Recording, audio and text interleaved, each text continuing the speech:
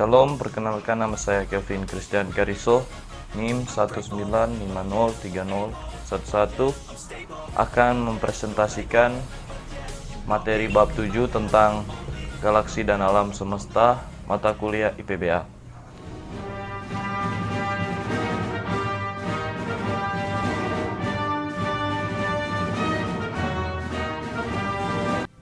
Yang pertama, saya akan menjelaskan tentang Bima Sakti dan galaksi lainnya.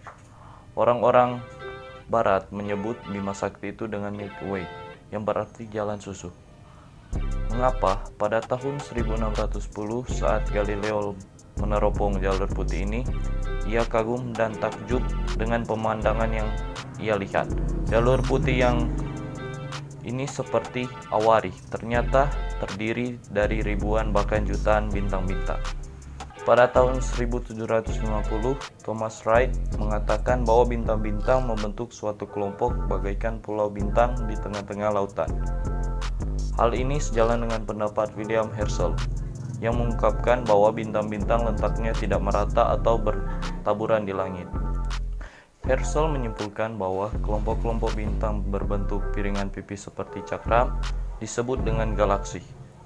Pada tahun 1917, Shapley mendapatkan bahwa galaksi berbentuk cakram. Di dalamnya terdapat 100 miliar bintang, dan matahari adalah salah satu dari antaranya. Selanjutnya, mengukur jarak galaksi. Bintang-bintang variabel Cepheid digunakan sebagai pengukur jarak. Artinya dari terang terlihat dapat diketahui jaraknya.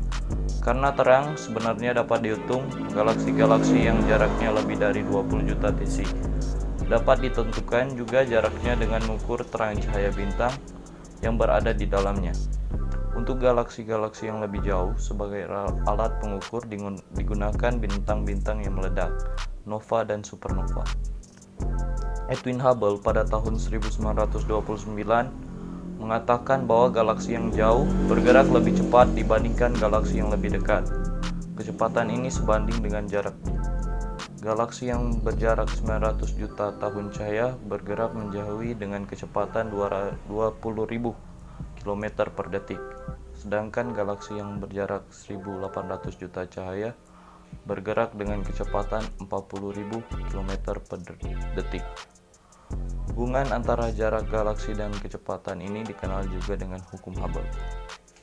Selanjutnya, katalog dan klasifikasi galaksi. Hubble mengklasifikasikan 3 tipe galaksi. Yang pertama spiral, dan yang kedua eliptik, dan yang ketiga tidak beraturan.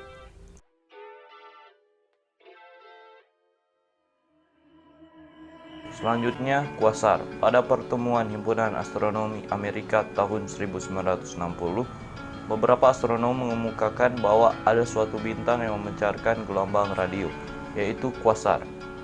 Hal yang menarik dari kuasar ialah pancaran gelombang radio dan cahaya kuasar ternyata berubah-ubah dalam periode berapa minggu.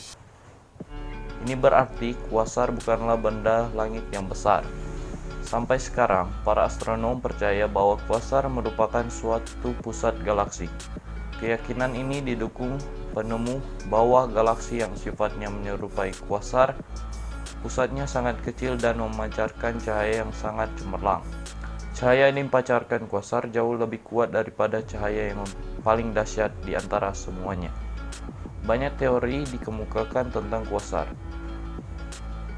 tetapi tidak satu pun yang meyakinkan. Hingga sekarang kuasar masih merupakan teka-teki yang sangat rumit. Selanjutnya kita masuk tentang sinar kosmik. Variasi intensitas sinar kosmik dengan ketinggian. Pada ketinggian 20.000 meter dan di bawahnya, banyak partikel sinar kosmik sebagai partikel sekunder yang dihasilkan karena tumbukan antara tumpukan primer dengan molekul udara.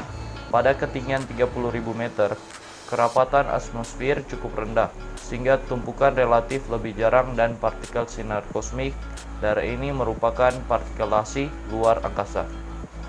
Partikel primer dan partikel sekunder. Partikel primer merambat hanya 1/10 gas atmosfer sebelum tumbukan dengan molekul udara. Dan berikutnya partikel sekunder, disebut juga dengan mumeson. bisa bermuatan positif ataupun negatif dengan massa 207 kali massa elektron. Partikel mumeson sangat tidak stabil dan rata-rata berintegrasi dalam periode sekitar 2 mili per detik. Dan yang terakhir adalah materi antar bintang. Di alam ini tidak ada ruang yang benar-benar hampa. 1 cm kubik udara di permukaan laut mengandung 3 kali 10⁻19 atom. 1 cm kubik di udara dengan ketinggian 400 km mengandung 10⁻7 atom. 1 cm kubik di ruang altitar bintang mengandung 1 atom. Dari perhitungan ini diperoleh bahwa 5 miliar tahun yang lalu telah tumbuh dan berkembang sebuah awan antar bintang berkondensasi sehingga gravitasinya begitu kuat. Gas jatuh ke pusat awan menjadi poros dan mulai bersinar. Sebuah bintang telah terlahir, sebuah bintang matahari.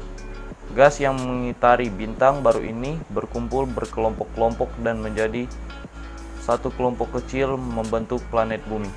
Jadi setiap atom yang sekarang membentuk lapisan litosfer, hidrosfer, dan atmosfer awalnya adalah merupakan bagian dari materi antar bintang.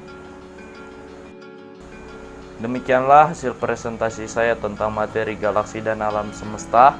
Jika ada kesalahan tolong dimaafkan. Cukup sekian dan terima kasih.